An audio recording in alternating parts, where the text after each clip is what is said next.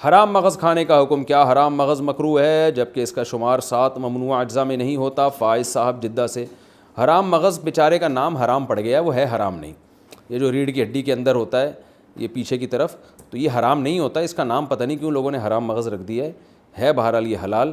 تو اور حرام مغز کھانے والوں کو، جو حرام مغز کو حرام کہتے ہیں، جب آپ ان کو سمجھاؤ کہ یہ حرام نہیں ہے تو وہ مغز کھانے لگتے ہیں، یعنی ہمارا مغز کھانے لگتے ہیں۔ تو ہم کہتے ہیں یار یہ ایک حلال مغز کو حرام کہنے کا نتیجہ ہے جس کی وجہ سے تم ہمارا حلال مغز کھا رہے ہو۔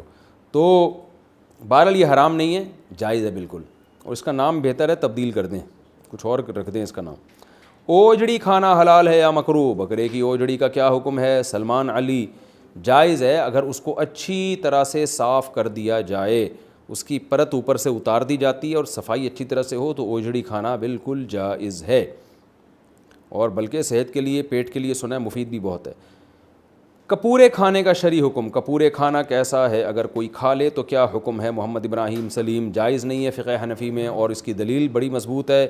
ایک تو صحابہ سے یا نبی صلی اللہ علیہ وسلم سے کہیں بھی ثابت نہیں ہے کہ جانور میں یہ چیزیں آپ نے کھائی ہوں کبھی، اور دوسری بات یہ کہ وہ نجاست کا محل ہے۔ اوجڑی میں بھی نجاست جمع ہوتی ہے لیکن اس کے اوپر ایک پرت ہوتی ہے اور وہ نجاست سرایت نہیں کرتی، جبکہ جو خصیتین ہیں ان میں تو نجاست اچھی طرح سرایت کر جاتی ہے، یہ متولد بھی ہوتی ہے یہیں سے، بنتی بھی یہیں سے نجاست، اس لیے اس کا کھانا جائز نہیں ہے۔ باقی کسی کا اختلاف ہو، امام شافعی کے فقہ کو کوئی فالو کرتا ہے تو وہ بھی مجتہد تھے، ان کی رائے میں جائز ہے، تو پھر ایسے اختلافی مسائل میں ایک دوسرے پہ شدت نہیں کرنی چاہیے۔ تو آپ احتیاط کریں، اگر کوئی کھا رہا ہے تو وہ اس کا ہیڈیک ہے، آپ اس کو الجھے نہیں آپ اس سے۔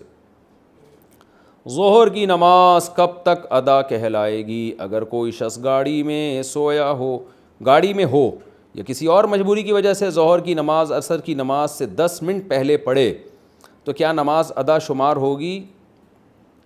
اور اگر اہل حدیث حضرات کی اذان ہو گئی ہو تو کیا اس کے بعد بھی وہ نماز پڑھ سکتا ہے؟ ہدایت خان، دیکھیں اہل حدیث حضرات کے ہاں جو عصر کا وقت ہے نا، حنفیہ کے ہاں بھی عصر کا وقت اس میں شروع ہو جاتا ہے، افضل یہ ہے کہ وہ تاخیر کریں، جس میں حنفیہ جو نماز پڑھتے ہیں جب سورج کافی ڈھل چکا ہوتا ہے۔ اس پہ بہت سارے دلائل ہیں کہ امام حنیفہ کے نزدیک جو عصر کا وقت ہے بہتر وقت ہے، وہ بہت زیادہ اس پہ دلائل ہیں۔ میں ایک دفعہ پہلے کلپ ریکارڈ بھی کروا چکا ہوں، کبھی موقع ملا تو دوبارہ کرواؤں گا۔ خیر ابھی اختلافی مسئلے کا موقع نہیں ہے، لیکن ٹائم اس وقت بھی شروع ہو جاتا ہے جس وقت پہ اہل حدیث حضرات عصر کی نماز پڑھتے ہیں، تو اس لیے احتیاط اسی میں ہے کہ ظہر کو اس سے پہلے پڑھ لیا جائے۔ تو اگر ظہر کسی نے اس سے 10 منٹ پہلے پڑھ لیا تو وہ ادا ہی کہلائے گی، قضا نہیں کہلائے گی۔ اور اگر کسی نے اہل حدیث کے وقت میں عصر پڑھ لی تو عام حالات میں ایسا کرنا بہتر نہیں ہے، افضل نہیں ہے، خلاف سنت ہے ہماری رائے میں، لیکن اگر پڑھ لی تو عصر ہو جائے گی۔ البتہ سفر میں ہو آپ یا کوئی مشکل میں ہو تو پھر ضرورت کے وقت اس وقت بھی نماز بلا کراہت درست ہے، کوئی حرج نہیں ہے اس میں۔